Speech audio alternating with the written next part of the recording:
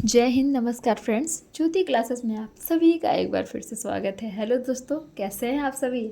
I hope आप सभी बहुत ही अच्छे से होंगे और सभी अपनी पढ़ाई बहुत ही अच्छे से कर रहे होंगे और बहुत ही अच्छे से हर एक कॉन्सेप्ट को समझ रहे होंगे। तो चलिए फ्रेंड्स, बिना टाइम वेस्ट किए शुरू करते हैं आज की क्लास। जैसा कि आप सभी को पता है, हमारी जो होम साइंस की सीरीज है क्लास 6 to 12 उसको हमने कंटिन्यू रखा है और उसमें अभी तक फ्रेंड्स हमने हमारा जो क्लास 6 to 8 की जितनी भी पढ़ाई थी उसके कंप्लीट कर लिया। जितने भी कॉन्सेप्ट थे उनको डिटेल में पढ़ा। अब हम आ गए हमारे क्लास 9th में, यानी कि हमने स्टार्ट कर दिया है हमारा क्लास 9 में भी फ्रेंड्स हम पढ़ रहे हैं हमारा चैप्टर 3। तो आप सभी से रिक्वेस्ट है, अगर आप भी हमारे साथ जुड़ना चाहते हैं और हमारे चैनल को अभी तक सब्सक्राइब नहीं किया है तो प्लीज़ चैनल को सब्सक्राइब कर दीजिए, बेल आइकन को प्रेस कीजिए, जिससे जब भी वीडियोस अपलोड होती है तो सबसे पहले नोटिफिकेशन आपके पास पहुंचे। और हाँ, इस वीडियोस को ना ज़्यादा से ज़्यादा अपने दोस्तों के साथ शेयर कीजिए, जिससे कि उनकी भी पढ़ाई कंटिन्यू हो सके। और जिनके भी यूपी टीजीटी पीजीटी के एग्ज़ाम्स अप्रैल मंथ में होने वाले हैं होम साइंस के, उनके लिए भी ये वीडियो काफ़ी हेल्पफुल होने वाली है। तो प्लीज़ बने रहिए हमारे साथ। और हाँ, अगर अभी तक आपने हमारा क्लास 6 to 8 की जितनी भी हमने पढ़ाई की है ना, उनकी वीडियोस को नहीं देखा है फ्रेंड्स, तो टेंशन वाली बात नहीं है। आप प्ले लिस्ट में जा सकते हैं, वहाँ से उन वीडियोस को वॉच आउट कर सकते हैं और अपना हर एक कॉन्सेप्ट को क्लियर कर सकते हैं। चलिए टाइम वेस्ट नहीं करते हैं, शुरू करते हैं आज की क्लास। आज की क्लास में आप स्क्रीन पर देख पा रहे होंगे, हम करने वाले हैं साफ सफाई से संबंधित कार्य के लिए उपकरण।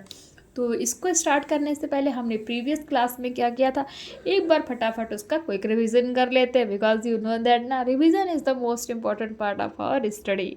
तो फ्रेंड्स, प्रीवियस क्लास में हमने देखा था गृह कार्य व्यवस्था में सहायक कारक कौन कौन से होते हैं, जिसमें हमने देखा था गृह कार्यों की उचित योजना, परिवार के सदस्यों का गृह कार्य व्यवस्था में सहयोग, गृह कार्य से संबंधित सही विधियों का ज्ञान, उपयुक्त भौतिक साधनों की उपलब्धता, अनुभव, पारिवारिक आय, ये सभी हमने देखे थे।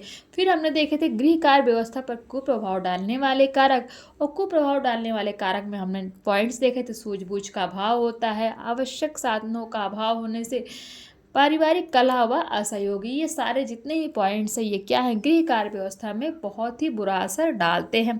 फिर हमने इनके कुछ चेक पॉइंट्स देखे थे, आई होप आपने इनको सॉल्व किया होगा। फिर हमने देखा था गृह कार्य व्यवस्था के साधन कौन कौन से हैं, हमने पढ़े थे मानवीय साधन और अमानवीय साधन। मानवीय साधन में कौन कौन से आते हैं वो हमने देखा था, अमानवीय साधन में कौन कौन से आते हैं उनको भी हमने देखा था। गृह कार्य में समय तथा श्रम की बचत, ये भी हमने देखा था कि उसमें कौन कौन से पॉइंट्स हैं, सभी को हमने कवर अप किया था। और जो हमने लास्ट पढ़ा था फ्रेंड्स, वो था हमारा गृह कार्य व्यवस्था में सहायक उपकरण, यानी कि जब भी हम एक गृह कार्य की व्यवस्था करते हैं, उसका मैनेजमेंट करते हैं, तो उसमें हेल्प करने वाले वो टूल्स कौन कौन से होते हैं। तो दो तरह के होते हैं। नंबर एक, रसोई से संबंधित कार्य के लिए टूल्स होते हैं, और दूसरा होता है साफ सफाई संबंधित कार्य के लिए टूल्स, यानी कि उपकरण। तो हमारा जो पहला था रसोई संबंधित कार्य के लिए उपकरण, उनको हमने पढ़ लिया था। ये सारे कुछ पॉइंट्स थे, आप देख सकते हैं। इन सभी को हमने जो है बहुत ही डिटेल में पढ़ा था फ्रेंड्स। और आज की क्लास में हम करने वाले हैं साफ सफाई संबंधित कार्य के लिए उपकरण। तो आई हो फटाफट आपका एक बार क्विक रिवीजन हो गया होगा। देख लेते हैं सफाई से संबंधित, यानी कि जब साफ सफाई आप कर रहे हो तो उसके लिए हम कौन कौन से टूल्स यूज करते हैं। हमारा पहला तो हो गया कपड़े धोने की मशीन, वैक्यूम क्लीनर, ये सब क्या है, सफाई के टूल्स हैं। तो कपड़े धोने की मशीन आप सभी को पता है, ज़्यादा पढ़ूंगी नहीं क्योंकि टाइम बहुत ज़्यादा है। मशीन के बारे में क्या ही बताना, आप सभी जानते हैं कि मशीन कैसा होता है, कपड़े धोने से मशीन में क्या क्या लाभ हैं, है तो ये हो जाते हैं। फिर हमारा वैक्यूम क्लीनर, इसको थोड़ा सा पढ़ देते हैं, बहुत से लोगों को नहीं पता होगा। घर को साफ करने में इसकी भूमिका अहम होती है। यह सुगमता पूर्वक फर्श, दरी एवं कालीन आदि की सफाई के लिए उपयोगी होता है। इससे सफाई कम श्रम एवं कम समय में अच्छी तरह से संपादित होती है। यानी कि अगर आप वैक्यूम क्लीनर का प्रयोग करके सफाई करते हैं तो आपकी मेहनत और समय दोनों भी कम लगेंगे और सफाई भी बहुत अच्छे से हो जाएगी। उपरोक्त सभी उपकरण गृह कार्य को कम समय, कम श्रम तथा कम व्यय में पूरा करने में महत्वपूर्ण भूमिका निभाते, इसलिए इस प्रकार के उपकरण गृह कार्य व्यवस्था के सहायक उपकरण माने जाते हैं। अब देख लेते हैं गृह कार्य व्यवस्था का महत्व क्या है, यानी कि हमें गृह कार्य व्यवस्था क्यों करना चाहिए, उसका इंपॉर्टेंस क्या है हमारी लाइफ में। जीवन के प्रत्येक क्षेत्र में व्यवस्था का एक महत्वपूर्ण स्थान है, जिसके अंतर्गत निर्धारित लक्ष्यों को सरलता से प्राप्त किया जा सकता है। इसके साथ ही जीवन में सरलता, सुचारुता एवं उत्तमता को प्राप्त किया जा सकता है। गृह कार्य व्यवस्था के महत्व का निम्न रूप से अध्ययन किया जा सकता है। नंबर 1 विभिन्न आवश्यकताओं की पूर्ति संभव। अगर गृह कार्य व्यवस्था अच्छी है तो बहुत सारे आवश्यकताओं की पूर्ति करना संभव हो जाता है। परिवार में भिन्न भिन्न सदस्यों की आवश्यकताएं भी क्या होती हैं, भिन्न भिन्न होती हैं। सभी अपने स्तर पर अपनी आवश्यकताओं की पूर्ति के प्रयास करते हैं। ऐसी स्थिति में यदि समस्त कार्यों को सुव्यवस्थित ढंग से किया जाए तो लक्षित उद्देश्य की प्राप्ति सरल एवं सुगम हो जाती है। नंबर 2 है पारिवारिक वातावरण उत्तम बनाने में सहायक। परिवार द्वारा उत्तम गृह कार्य व्यवस्था व्यवहार में लाने से परिवार के सदस्यों में व्यापक सौहार्द एवं सामंजस्य बनता है। इस प्रकार के परिवार से कलह, तनाव या परस्पर विरोधी आदि क्या होते हैं, दूर होते हैं। नेक्स्ट है गृह कार्यों के श्रम विभाजन में सहायक। श्रम विभाजन उत्तम कार्य व्यवस्था का एक लक्षण है। इसमें परिवार के सदस्यों को उनकी योग्यता, क्षमता एवं रुचि के हिसाब से कार्य उपलब्ध कराया जाता है, जिससे कार्य व्यवस्था अपने लक्ष्य को प्राप्त करने में सफल होती है। नंबर 4 उत्तम गृह अर्थव्यवस्था में सहायक। व्यक्ति एवं परिवार के जीवन में गृह अर्थव्यवस्था का विशेष स्थान है। उत्तम कार्य व्यवस्था की स्थिति में परिवार के कार्य सही समय पर एवं सही ढंग से पूरे होते हैं, जो कि गृह अर्थव्यवस्था के लिए भी क्या है, लाभकारी होता है। नंबर 5 है हमारा उत्तम स्वास्थ्य में सहायक, यानी कि गृह कार्य व्यवस्था अगर अच्छी है तो उत्तम स्वास्थ्य में भी सहायता करेगी। कैसे? परिवार के सदस्यों की उत्तम स्वास्थ्य स्थिति भी उत्तम गृह कार्य व्यवस्था का ही परिणाम है। इसमें परिवार के सदस्यों की अनावश्यक कार्य के बोझ से बचाया जाता है, जिसके लाभकारी प्रमाण परिवार के सदस्यों के अच्छे स्वास्थ्य के रूप में परिलक्षित होते हैं, यानी कि दिखाई देते हैं। रहन सहन के स्तर को उत्तम उन्नत बनाने में सहायक। आज परिवार एवं परिवार के प्रत्येक सदस्य की इच्छा होती है कि वह अच्छे से अच्छे स्तर का जीवन यापन करे। यह तभी आसान एवं संभव होगा जब परिवार में गृह कार्य व्यवस्था उत्तम रूप में लागू हो। उत्तम रूप में लागू होने पर कार्य समय पर उचित ढंग से एवं आर्थिक रूप से मितव्ययी होते हैं, जो परिवार के लिए क्या होते हैं, लाभकारी होते हैं। तो ये कुछ फ्रेंड्स हमने पॉइंट्स पढ़े किसके, गृह कार्य व्यवस्था का महत्व क्या है हमारे जीवन में, उसके बारे में हमने कुछ पॉइंट्स के माध्यम से समझा। आई होप आपको ये समझ में आया होगा। और इसी गृह कार्य व्यवस्था के महत्व से रिलेटेड कुछ क्वेश्चन है। भोज्य पदार्थों को शीघ्र खराब होने से बचाने के लिए किस उपकरण का उपयोग किया जाता है? माइक्रोवेव में धातु के पात्र क्यों नहीं रखे जाने चाहिए? गृह कार्य व्यवस्था में साफ सफाई संबंधित उपकरण कौन कौन से हैं? तो ये फ्रेंड्स कुछ जो है क्वेश्चन है, आप इनको सॉल्व कर सकते हैं, जो भी हमने उपकरण वाला जो भी टॉपिक पढ़ा था। अब नेक्स्ट हम देख लेते हैं गृह कार्यों का वर्गीकरण। गृह कार्यों की व्यवस्था के लिए आवश्यक है कि समस्त पारिवारिक कार्यों का एक व्यवस्थित वर्गीकरण किया जाए। कार्यों की सुविधा के आधार पर गृह कार्यों को निम्नलिखित भागों में बांटा गया है। वो कौन से हैं? दैनिक गृह कार्य हमने पढ़े थे ना 6th to 8th में, अपना दैनिक कार्य, फिर हमने साप्ताहिक कार्य, मासिक कार्य, और एक कौन सा कार्य पढ़ा था, फटाफट बताइए। दैनिक गृह कार्य यानी कि जो काम रोज किया जाता है। कुछ कार्यों की प्रकृति ऐसी होती है जो उनकी दैनिक अनिवार्यता स्वाभाविक लगती है। इस प्रकार के कार्यों को दैनिक गृह कार्य डेली होमवर्क की श्रेणी में रखा गया, जिनमें से कुछ प्रमुख है। परिवार के सभी सदस्यों के लिए पौष्टिक एवं संतुलित आहार की व्यवस्था करना, घर के विभिन्न भागों की समुचित साफ सफाई और मैले वस्त्रों की धुलाई, स्कूल जाने वाले बच्चों को समय पर नाश्ता और स्कूल वापसी पर उनकी पढ़ाई पर विशेष ध्यान, बाजार से आवश्यक खरीदारी करना, आवश्यक विश्राम एवं मनोरंजन की व्यवस्था करना। ये सारे ही कार्य क्या है, हमारे दैनिक कार्य हैं। दैनिक कार्य यानी कि जो रोज किए जाने वाले कार्य हैं। तो आप ये देख सकते हैं दैनिक कार्यों के सामान्य प्रारूप को हम निम्नलिखित रूप में देख सकते हैं। तो एक गृहिणी का एक चार्ट दिया गया है जो उसका दैनिक कार्य है कि वो कितने बजे से क्या करती है। आप चाहें तो इसका स्क्रीनशॉट ले सकते हैं, बट ना ये कोई इतना इंपॉर्टेंट नहीं, क्योंकि हर एक गृहिणी का दैनिक कार्य क्या होता है, अलग अलग टाइम का होता है, सबका सेम टाइम थोड़ी होता है इस चार्ट के अकॉर्डिंग। ये तो यहाँ पे आपको एक समझाने के लिए दिया गया, आप चाहें इनका स्क्रीनशॉट ले करके पढ़ सकते हैं कि 5 से 6 बजे तक वो क्या करती है, 6 से 7 बजे क्या करती है, 7 से 8 बजे क्या करती है, 8 से मतलब ये कितने से कितने बजे तक वो डेली का उसका क्या एक रूटीन है, वो यहाँ पे आपको चार्ट के माध्यम से दिखाया गया है, आप देख सकते हैं। तो आप सभी बताइए कि ये जो चार्ट दिया गया है, तो इस चार्ट के माध्यम से कितने लोग इस चार्ट के रूल्स को फॉलो करते हैं, इस चार्ट को फॉलो करते हैं, तो कमेंट करके बताइए कि कितने लोग, हमारे कितने दोस्त ऐसे हैं जो इस चार्ट के अकॉर्डिंग जो है अपनी दिनचर्या स्टार्ट करते हैं। उपरोक्त तालिका में दिए गए दैनिक कार्य योजना की सारणी एक प्रारूप मात्र है। गृहिणी को चाहिए कि वो अपने पारिवारिक परिस्थिति एवं आवश्यकताओं के अनुसार अपनी सूझबूझ से दैनिक कार्यों की प्राथमिकता एवं अनुक्रम तय करे जो घर परिवार के लिए अनुकूल हो, जिससे गृह कार्य व्यवस्था के उत्तम लक्ष्यों को पाया जा सके। मैंने आपको बताया ना कि दैनिक कार्य योजना की जो सारणी है एक प्रारूप है, मतलब एक आपको बस एग्जाम्पल के तौर पे दिखाया गया है। और ऐसा नहीं है, बहुत से लोग इसमें से ये जो दिया गया है चार्ट, बहुत से लोग इसको फॉलो भी करते होंगे। नंबर 2, साप्ताहिक गृह कार्य, यानी कि जो वीक में एक बार किया जाने वाला कार्य है उसको साप्ताहिक कार्य कहते हैं। हमने पढ़ा है ना 6 से लेकर 8 में हर एक क्लास में एक चैप्टर इसका था ही। गृह संबंधी कुछ कार्य ऐसे होते हैं जिनको दैनिक रूप से कार्य करना अनिवार्य नहीं होता और ना ही संभव होता है, बल्कि सप्ताह में एक बार कर लेना ही पर्याप्त होता है। उन्हें साप्ताहिक यानी कि वीकली होमवर्क कहते हैं।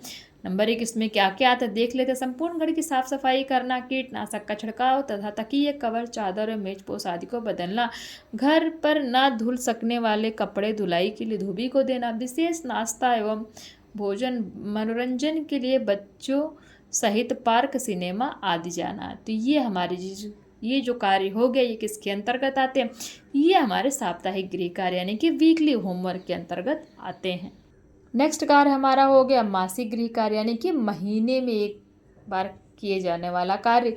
ये कार्य जो माह में एक बार किए जाते हैं तथा जिन्हें माह में एक बार कर लेना ही पर्याप्त होता है, उन्हें मासिक यानी कि मंथली होमवर्क कहते हैं। कुछ प्रमुख कार्य देख लेते हैं कौन कौन से। नंबर 1 है माह के प्रथम सप्ताह में घरेलू आवश्यकता के सभी सामानों की एक साथ खरीदारी करना, बिलों आदि का भुगतान, अनाज की साफ सफाई एवं पिसाई, विभिन्न ऐसे स्थानों की सफाई जहाँ साप्ताहिक सफाई संभव नहीं हो, जैसे स्टोर रूम आदि। तो ये जितने भी कार्य हैं ये किसके अंतर्गत आते हैं? मासिक गृह कार्य के अंतर्गत आते हैं, यानी कि इन कार्यों को महीने में एक बार ही किया जा सकता है। नंबर 4 वार्षिक गृह कार्य हमने देखा था, यानी कि एक वर्ष में एक बार किए जाने वाला कार्य, जो कि साल में बस एक बार किया, उसी को हम क्या कहते हैं? वार्षिक गृह कार्य। कुछ परिवार घर से संबंधित ऐसे कार्य जिनको वर्ष में एक बार करना आवश्यक होता है, वार्षिक गृह कार्य के ईयरली होमवर्क कहते हैं। घर की टूट फूट की मरम्मत, रंगाई पुताई, अचार मुरब्बे, जेली जैम आदि तैयार करना, सुविधा अनुसार अनाज खरीद कर भंडारण करना, छटनी करके समस्त बेकार वस्तुओं को फेंकना या कबाड़ आदि में बेचना। तो ये जितने भी कार्य हैं ये किसके अंतर्गत आते हैं? ये आते हैं हमारे वार्षिक कार्य के अंतर्गत आते हैं। नंबर 5 है सामायिक कार्य। इसको हमने नहीं पढ़ा था तो अब इसको हम थोड़ा देख लेते हैं। 9th क्लास में मैंने आपको बोला था ना फ्रेंड्स कि हर क्लास में आपका सिलेबस लगभग सेम ही रहेगा, बस थोड़ा सा उसका लेवल स्टैंडर्ड होता जाएगा। तो ये देखिए अभी 6 to 8 तक हमने 4 तरह के ही कार्य पढ़े थे। अभी देखिए जैसे हमने 9th में 2 तरह के कार्य हमें और जानने को मिल रहे हैं। तो वो नंबर 5 है हमारा सामायिक कार्य। ऐसे कार्य जो गृहिणी द्वारा समय समय पर किए जाते हैं तब जिनके लिए गृहिणी को अलग से समय निकालना पड़ता है, सामायिक गृह कार्य कहलाता है। उदाहरण उनके वस्त्र बुनना, त्योहारों की व्यवस्था करना। ये जो भी कार्य अचानक से आ जाते हैं वो क्या होते हैं? हमारे अचानक से मतलब एक समय के अकॉर्डिंग किए जाते हैं, उन्हीं को हम सामयिक कार्य बोलते हैं। अब आकस्मिक गृह कार्य यानी कि उपरोक्त समस्त कार्य सभी परिवार के लिए हैं, जिसके लिए परिवार के प्रत्येक सदस्य सदैव तैयार भी रहते हैं, जबकि इन कार्यों के अतिरिक्त यदा कदा कुछ ऐसे आकस्मिक कार्यों का भी सामना करना पड़ता है जिनकी कोई पूर्व सूचना एवं जानकारी उपलब्ध नहीं होती। इस प्रकार के कार्य को आकस्मिक गृह कार्य कहा जाता है, यानी कि जो कार्य अचानक आ जाए, आपने सोचा भी ना हो, आपके पास कोई काम आ जाए, उसी को हम आकस्मिक अचानक आने वाला कार्य ही क्या है? हमारा आकस्मिक कार्य है। नंबर 1 किसी परिवार सदस्य की आकस्मिक मृत्यु या किसी का अचानक बीमार पड़ जाना, ये क्या? आकस्मिक गृह कार्य है। नंबर 2 में किसी निकट संबंधी का विवाह या अन्य किसी उत्सव का आयोजन आदि आकस्मिक कार्यों को सुचारू रूप से पूरा करना आवश्यक होता है। इस प्रकार की स्थिति में सूझबूझ बहुत महत्वपूर्ण होती है, जिससे हम महत्वपूर्ण कार्यों को टाल दिया जाता है या आगे बढ़ा दिया जाता है। यानी कि ये जो कार्य है बहुत ही इम्पोर्टेंट होता है, और इसमें जो कम इम्पोर्टेंट कार्य यानी कि कम महत्वपूर्ण कार्य होता है उनको या तो आप टाल दे सकते हैं या फिर आगे बढ़ा दे सकते हैं। तो ये फ्रेंड्स हमने कुछ कार्य के बारे में देखे। 5 तरह के कार्य हमने देखे। कौन कौन से देखे? दैनिक कार्य, साप्ताहिक कार्य, मासिक कार्य, वार्षिक और सामायिक कार्य, और लास्ट हमने देखा आकस्मिक गृह कार्य, यानी कि 5 तरह के कार्यों के बारे में हमने जाना। आई होप आपको ये समझ में आए होंगे। अब देख लीजिए इसी का चेक पॉइंट है 3.3, कि गृह कार्य को कितने भागों में वर्गों में बांटा गया है, पढ़ लिया हमने। अनाज की पिसाई व सफाई किस प्रकार का गृह कार्य है, बताइए फटाफट। अचार व मुरब्बे बनाने का कार्य कब किया जाता है, कौन से कार्य सामयिक कार्य कहलाते हैं। तो ये जितने भी क्वेश्चंस हैं आप इनको सॉल्व कर सकते हैं, क्योंकि हमने जस्ट ही अभी इनको पढ़ा है। नेक्स्ट है हमारा पारिवारिक आय तथा गृह व्यवस्था। अब हम इसके बारे में देखते हैं। परिवार के रहन सहन के स्तर को उत्तम बनाना एवं परिवार के सदस्यों को अधिक से अधिक सुख प्रदान करना उत्तम गृह व्यवस्था एवं पारिवारिक वित्त का प्रमुख लक्ष्य होता है। जब पारिवारिक आय अधिक होगी तो परिवार के रहन सहन का स्तर उच्च होगा, तथा अगर पारिवारिक आय निम्न होगी तो परिवार के रहन सहन का स्तर भी क्या होगा, निम्न हो जाएगा। तथा अगर पारिवारिक आय निम्न होगी तो ये हमने पढ़ लिया, निम्न हो जाएगा। गृह कार्य व्यवस्था के सुचारू रूप से क्रियान्वयन के लिए पारिवारिक आय का पर्याप्त होना आवश्यक है। इसके अतिरिक्त परिवार के सदस्यों एवं गृहिणी को चाहिए कि वे पारिवारिक आय का दक्षता से व्यय करें, जिससे कार्य व्यवस्था अपने उत्तम रूप से कार्य करती रहे। नेक्स्ट है पारिवारिक आय का अर्थ, यानी कि पारिवारिक आय है क्या, आप इसको देख लेते हैं। कोई व्यक्ति अपने परिश्रम के बदले एक निश्चित समय में जो धनराशि अर्जित करता है उसे पारिवारिक आय की संज्ञा दी जाती है। आधुनिक समय में मुद्रा क्रय शक्ति एवं विनिमय के माध्यम के रूप में महत्वपूर्ण भूमिका निभाती है। यहाँ पर मुद्रा से तात्पर्य व्यक्ति की मौद्रिक आय से लिया गया है। ग्रास एवं कैंडल के अनुसार पारिवारिक आय मुद्रा, वस्तुओं, सेवाओं तथा संतोषों का वह प्रवाह है जो परिवार के अधिकार में उसकी आवश्यकताओं और इच्छाओं को पूर्ण करने एवं उत्तरदायित्वों के निर्वाह करने हेतु आता है। तो ये स्टेटमेंट किसका है, ये है ग्रास और कैंडल का स्टेटमेंट, यानी कि इस स्टेटमेंट को ग्रास एवं कैंडल कहते हैं। नेक्स्ट हम देख लेते हैं कि पारिवारिक अर्थ, अभी हमने देखा पारिवारिक अर्थ के बारे में हमने जाना है कि पारिवारिक आय का अर्थ क्या होता है। अब देख लेते हैं पारिवारिक आय के प्रकार कौन कौन से होते हैं। 2 प्रकार की होती है, कौन सी, नंबर 1 मौद्रिक आय, नंबर 2 अप्रत्यक्ष आय। मौद्रिक आय क्या होती है, वह आय जो किसी निश्चित समय में मुद्रा के रूप में एक परिवार को प्राप्त होती है, मौद्रिक आय कहलाती है। यह व्यक्ति की मजदूरी, वेतन, पेंशन, ब्याज, रॉयल्टी, किराया इत्यादि किसी भी रूप में प्राप्त हो सकती है। ग्रास एवं कैंडल के अनुसार मौद्रिक आय वह क्रय शक्ति है जिससे रुपए पैसे में मापा जा सकता है। वह परिवार के कोष में निश्चित समय, सप्ताह, माह, अर्धवार्षिक अथवा वार्षिक में डाली जाती है। तो इसी को क्या कहते हैं, मौद्रिक आय कहते हैं। अब नंबर 2 है अप्रत्यक्ष आय, देख लेते हैं। यह वह वास्तविक आय है जो किसी परिवार को प्रत्यक्ष आय के अतिरिक्त अन्य सुविधाओं के माध्यम से प्राप्त होती है। उदाहरण मुफ्त यातायात सेवा, बिना किराए का मकान, निःशुल्क शिक्षा एवं चिकित्सा आदि अप्रत्यक्ष आय प्राप्ति के लिए व्यक्ति को प्रत्यक्ष रूप से कोई शारीरिक श्रम नहीं करना पड़ता। तो ये क्या हो जाती है, अप्रत्यक्ष आय हो जाती। आई थिंक आपको ये समझ में आ गया होगा मौद्रिक आय और अप्रत्यक्ष आय। पर अगर फिर भी नहीं आया होगा तो फ्रेंड्स प्लीज़ कमेंट के माध्यम से बताइए, क्योंकि ज़्यादा डिटेल में जाऊंगी तो क्लास बड़ी हो जाएगी। पारिवारिक आय के साधन, पारिवारिक आय के विभिन्न साधनों द्वारा भिन्न भिन्न रूपों में प्राप्त होती है। इस प्रकार पारिवारिक आय के साधनों को निम्नलिखित रूपों में देखा जा सकता है।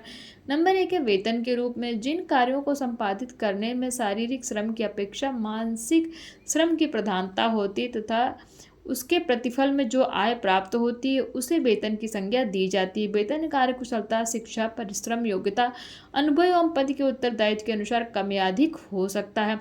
नंबर 2 है पेंशन के रूप में, सेवानिवृत्ति के पश्चात कर्मचारियों अथवा सेवकों को प्राप्त होने वाली एक नियमित आय क्या कहलाती है, पेंशन कहलाती है। वेतन का एक निश्चित प्रतिशत पेंशन के रूप में प्रतिमाह सेवानिवृत्ति, यानी कि जो रिटायर हो चुके हैं व्यक्तियों को आजीवन मिलता रहता है।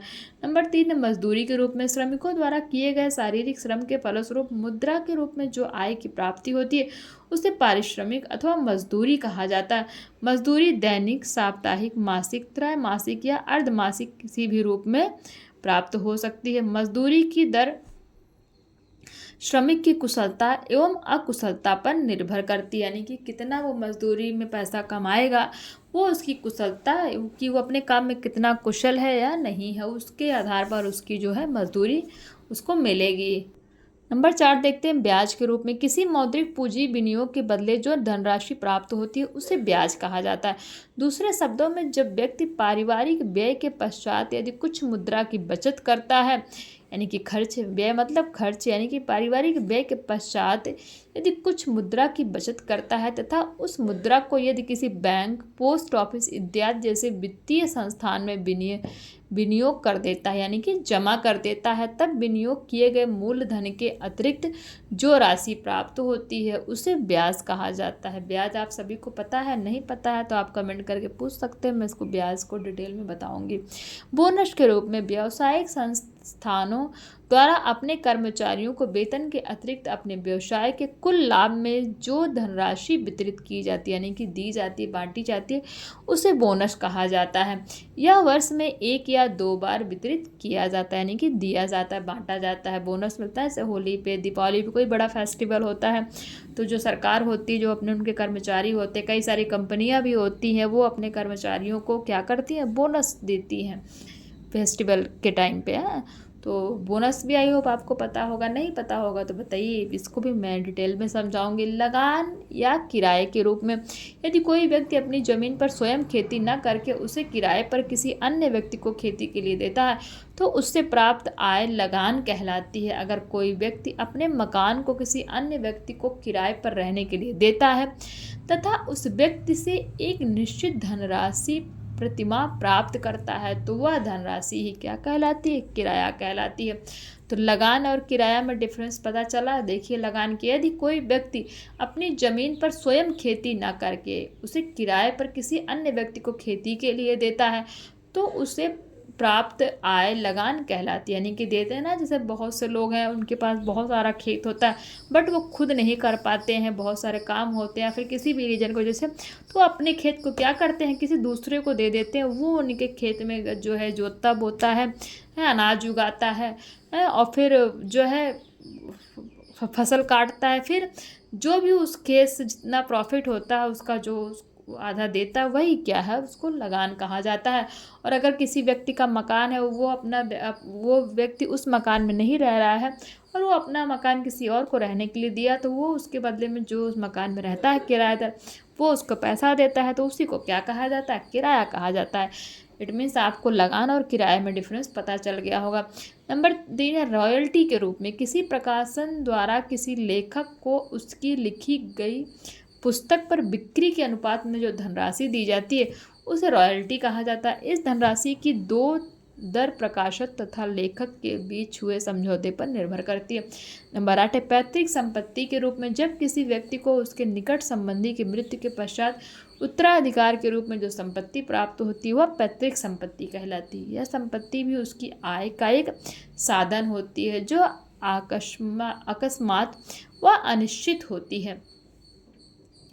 तो ये था फ्रेंड्स, कुछ हमने पढ़ा क्या, पारिवारिक आय के साधन की, यानी कि पारिवारिक आय पहले हमने देखे पारिवारिक आय के कितने साधन होते हैं हमने देख लिए। पारिवारिक आय के दो साधन, मौद्रिक आय क्या है, अप्रत्यक्ष। फिर उसमें देखा हमने पारिवारिक आय के साधन कौन कौन से होते हैं, प्रकार देखा, फिर साधन देखा। तो ये हमने फ्रेंड्स यहाँ तक कंप्लीट किया और इसी के बाद ही मैं क्लास को यहीं पे स्टॉप करती हूँ। मिलती हूँ नेक्स्ट क्लास में, तब तक के लिए जय हिंद, नमस्कार। हंसते रहिए, मुस्कुराते रहिए, एक दूसरे की हेल्प करते रहिए। और हाँ फ्रेंड्स, अगर वीडियोज़ अच्छी लग रही हो ना तो प्लीज़ कमेंट करके बताइए और अपने डाउट्स कमेंट्स के माध्यम से लीजिए, अपनी राय भी हमें बताइए। मिलते हैं नेक्स्ट क्लास में, तब तक के लिए जय हिंद, नमस्कार। हंसते रहिए, मुस्कुराते रहिए, एक दूसरे की हेल्प करते रहिए।